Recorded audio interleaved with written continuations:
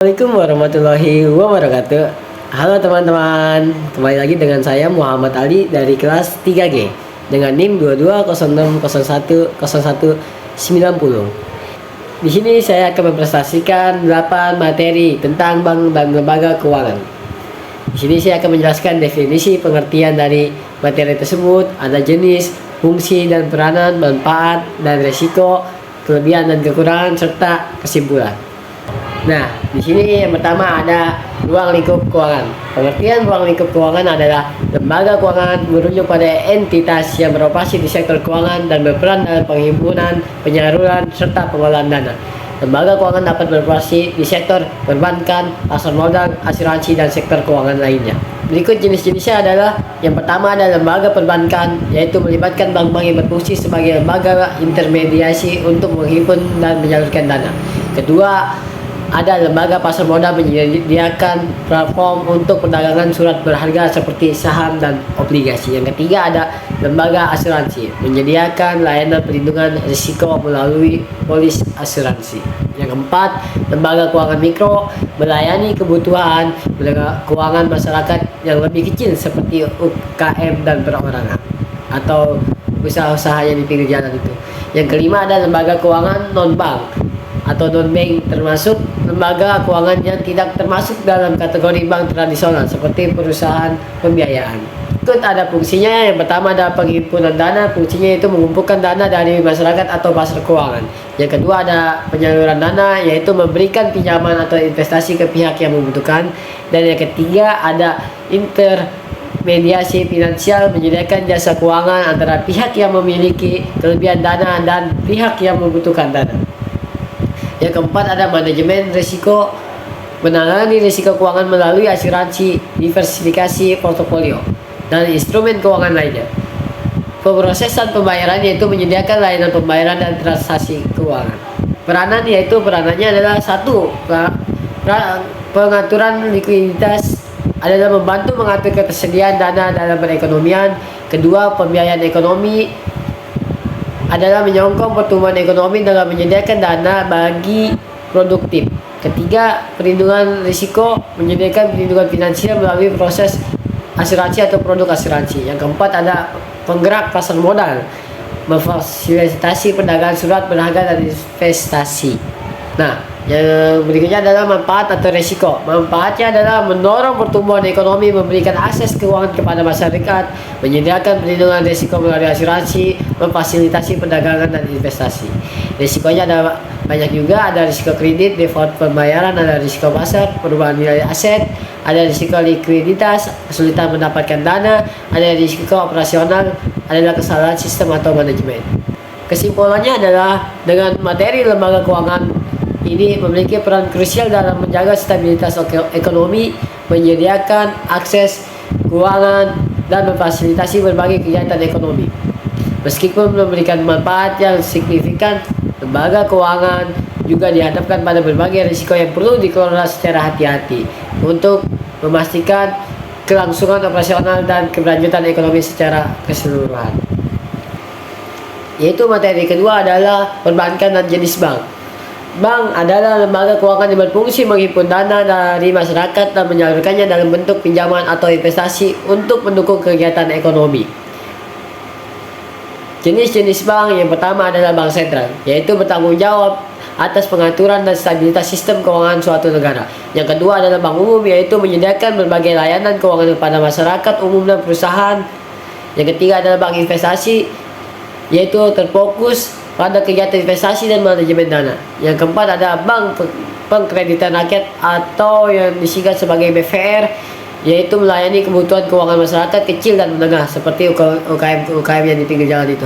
Yang kelima ada bank syariah yang dimana yaitu beroperasi berdasarkan prinsip-prinsip syariah Islam atau bagi hasil.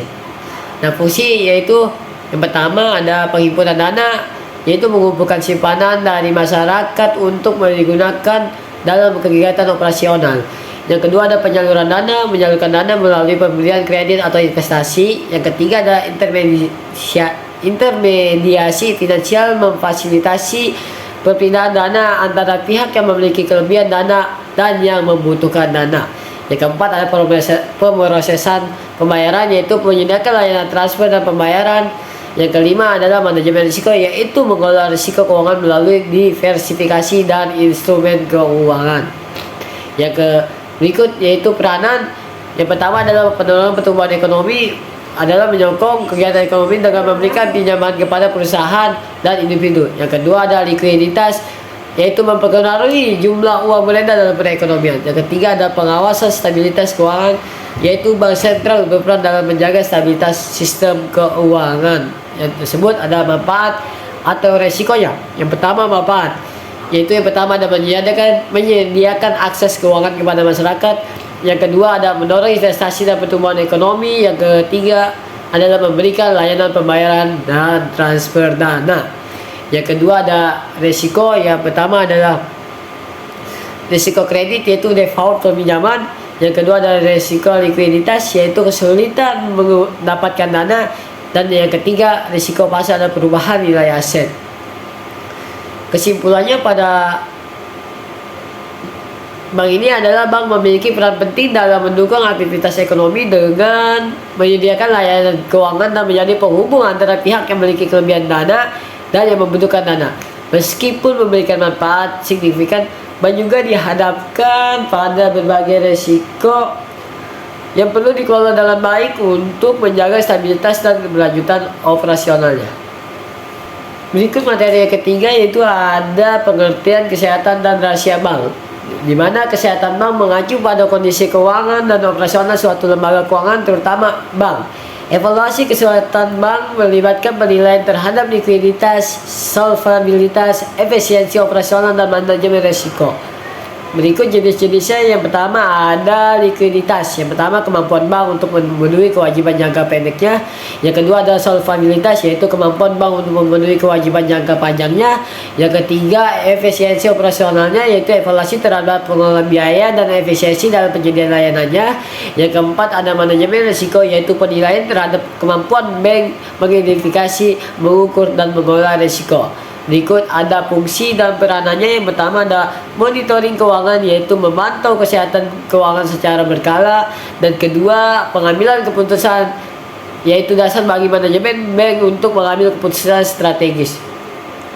Yang ketiga ada pemenuhan regulasi, yaitu memastikan kepatuhan terhadap peraturan dan standar keuangan. Peranan tersebut, yang pertama ada stabilitas sistem keuangan. Kesehatan bank mempengaruhi stabilitas sistem keuangan secara keseluruhan. Kedua, pelindungan nasabah, yaitu menjaga keamanan dana dan kepentingan nasabah. Kesimpulannya, yaitu pada materi ini adalah kesehatan bank. Evaluasi kesehatan bank adalah aspek penting dalam menjaga stabilitas keuangan dalam kepercayaan masyarakat. Jadi masyarakat itu lebih percaya kepada bank. Bank yang sehat mampu memainkan perannya dengan baik dalam mendukung pertumbuhan ekonomi dan memberikan perlindungan kepada nasabah. Meskipun demikian, bank juga dihadapkan pada berbagai risiko yang harus dikelola dengan cermat. Makanya dengan ini harus berhati-hati. Yang keempat ada materi tentang pengertian sumber dan dana bank. Sumber dana bank adalah asal-usul dan sumber modal yang digunakan oleh bank untuk membiayai operasionalnya, memberikan pinjaman, dan melakukan investasi. Sedangkan jenis-jenisnya, yang pertama ada simpanan masyarakat, dana yang ditempatkan oleh nasabah di rekening tabungan, giro, atau deposito. Kedua, pinjaman interbank, yaitu peminjaman antar bank untuk memenuhi kebutuhan likuiditas sementara. Yang ketiga, pinjaman bank sentral, peminjaman dari bank sentral sebagai sumber likuiditas terakhir. Yang keempat ada obligasi, yaitu penerbitan surat utang oleh bank untuk mendapatkan dana dari pasar modal.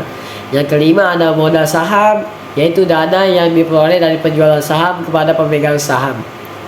Fungsi dan peranan yang pertama adalah yaitu penyimpanan dana, yaitu mengumpulkan dana dari berbagai sumber untuk digunakan dalam operasional bank.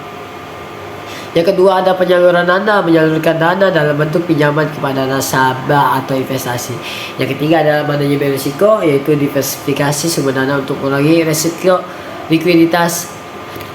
Dan tersebut ada peranannya, yaitu yang pertama stabilitas keuangan, yaitu sumber dana yang beragam mendukung stabilitas dan keberlangsungan operasional bank. Kedua, pemenuhan kewajiban atau menjamin bank dapat memenuhi kewajiban kepada nasabah dan pemegang saham. Manfaat atau resikonya, yang pertama ada manfaat, yaitu diversifikasi risiko. Berbagai sumber dana membantu mengelola risiko likuiditas. Fleksibilitas keuangan, yaitu memungkinkan bank untuk menyesuaikan kapitalisasi sesuai kebutuhan. Dan kedua ada resiko kredit. Risiko terkait dengan pembiayaan peminjaman kepada nasabah. Risiko likuiditas adalah potensi kesulitan dalam memenuhi kewajiban keuangan secara cepat. Kesimpulannya pada ini adalah sumber dana bank memiliki peran krusial dalam menjaga kestabilan dan keberlangsungan operasionalnya. Diversifikasi sumber dana menjadi aspek penting untuk mengelola risiko dan memastikan ketersediaan dana yang memadai untuk mendukung kegiatan operasional dan pembiayaan kredit. Dan berikut materi yang kelima, pengertian bank berdasarkan prinsip syariah. Bank berdasarkan prinsip syariah adalah lembaga keuangan yang beroperasi sesuai dengan prinsip-prinsip hukum Islam atau syariah, yang melibatkan pembagian keuntungan dan risiko antara bank dan nasabah, yaitu sistem bagi hasil. Jenis-jenisnya, yang pertama bank Islam, lembaga keuangan yang menyediakan produk dan layanan keuangan sesuai dengan prinsip syariah. Kedua ada bank umum syariah, bank yang beroperasi seperti bank konvensional tetapi mematuhi prinsip-prinsip syariah dalam seluruh aktivitasnya.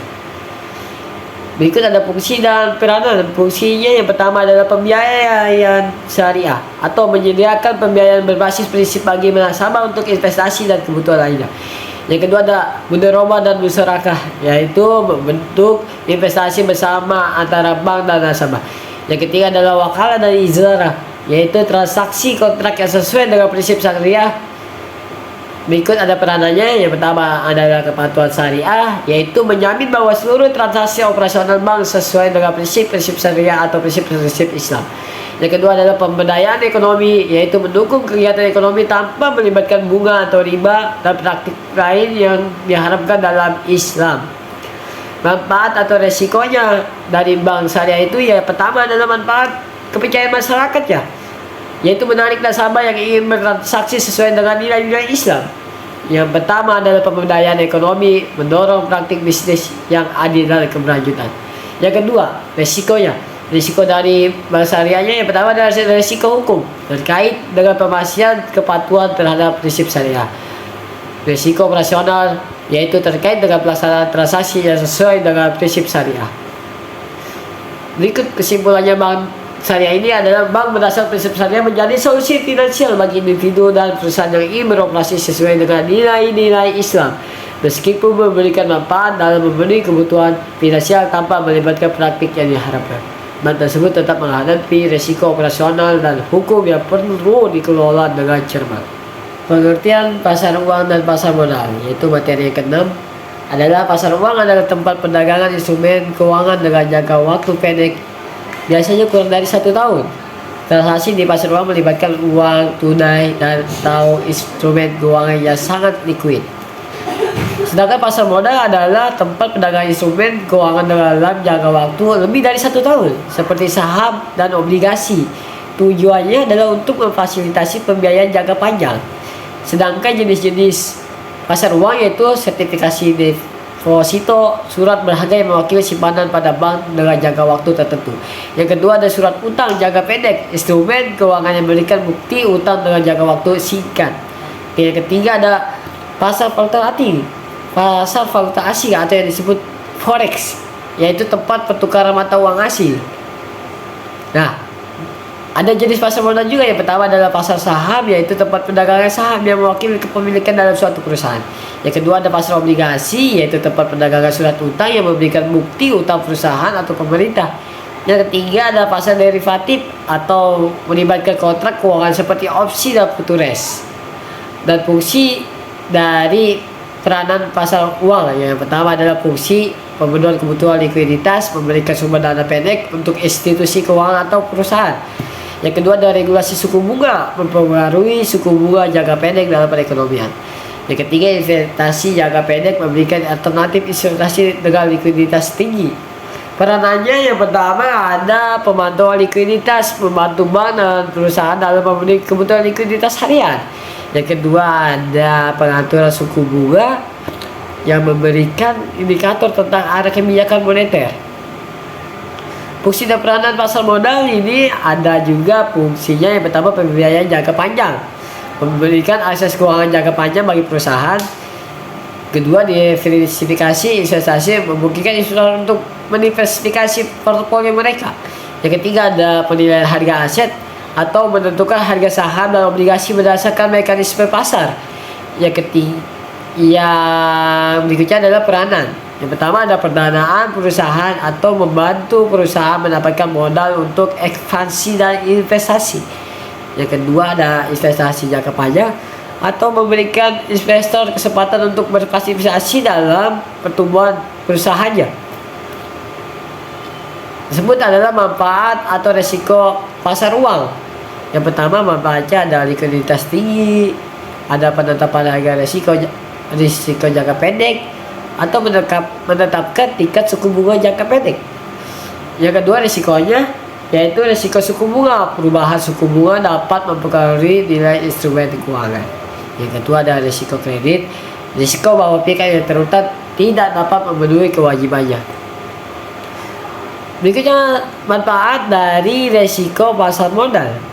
Nah, sebaliknya, manfaatnya yaitu akses modal jangka panjang, membantu perusahaan tumbuh dan berkembang. Kemungkinan keuntungan tinggi, yaitu investasi jangka panjang dan memberikan keuntungan yang substansial. Yang kedua ada resiko pasar, dengan nilai aset dapat dipengaruhi oleh perubahan kondisi pasar. Atau risiko kredit, risiko bahwa pihak yang berutang tidak dapat memenuhi kewajibannya. Kesimpulannya adalah dari pasar uang dan pasar modal memiliki peran yang berbeda dalam menyediakan akses keuangan, baik jangka pendek maupun jangka panjang. Keduanya memiliki manfaat dan risiko yang perlu dipertimbangkan oleh pelaku pasar dan investor dari tersebut. Materi ketujuh adalah pengertian perusahaan asuransi. Perusahaan asuransi adalah lembaga keuangan yang menyediakan layanan perlindungan keuangan dengan mengumpulkan premi dari nasabah untuk memberikan pembayaran atau ganti rugi risiko tertentu yang terjadi. Jenis-jenisnya yang pertama adalah asuransi jiwa yang memberikan perlindungan finansial kepada ahli waris jika tergantung meninggal. Yang kedua ada asuransi umum, yaitu melibatkan perlindungan terhadap risiko yang bersifat umum seperti asuransi kendaraan, kesehatan, dan properti atau aset. Yang ketiga ada reasuransi, yaitu asuransi untuk perusahaan, asuransi guna mengelola risiko atau portofolio mereka.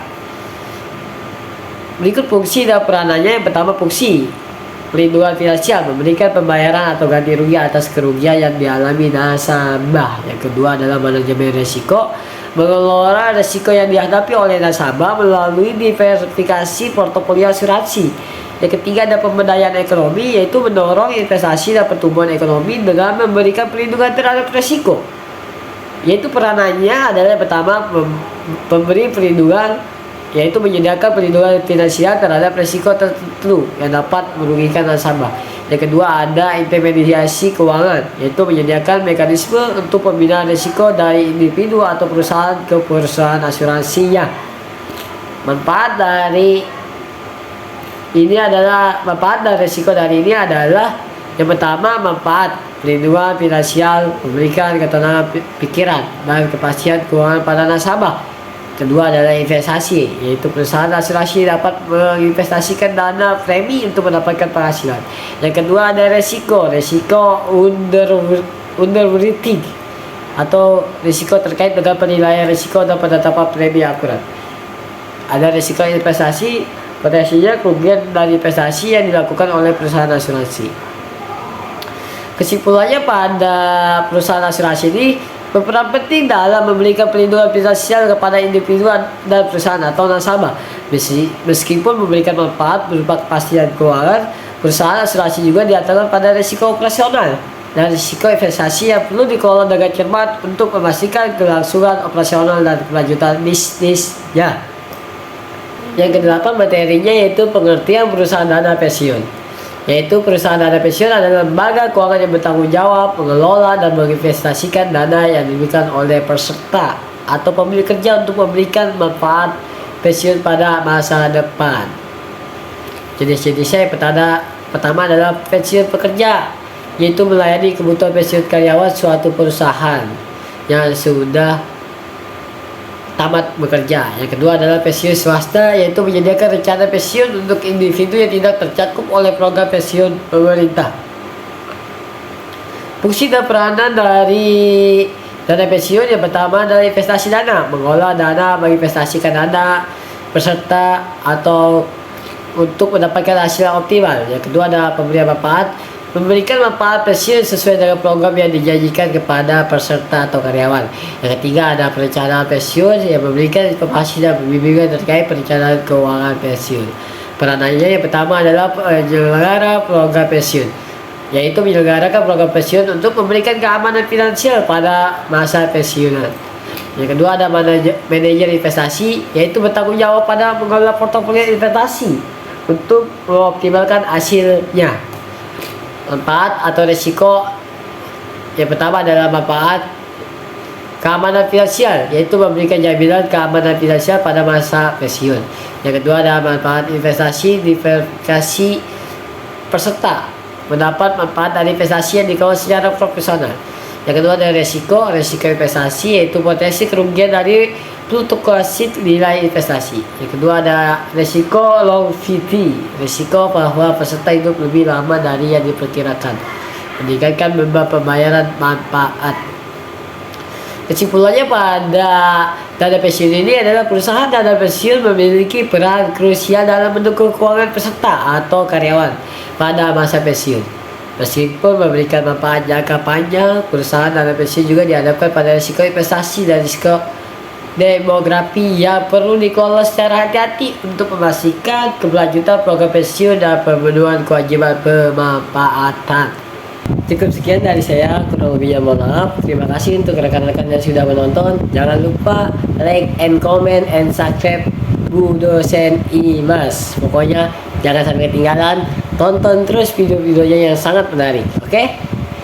Terima kasih. Assalamualaikum.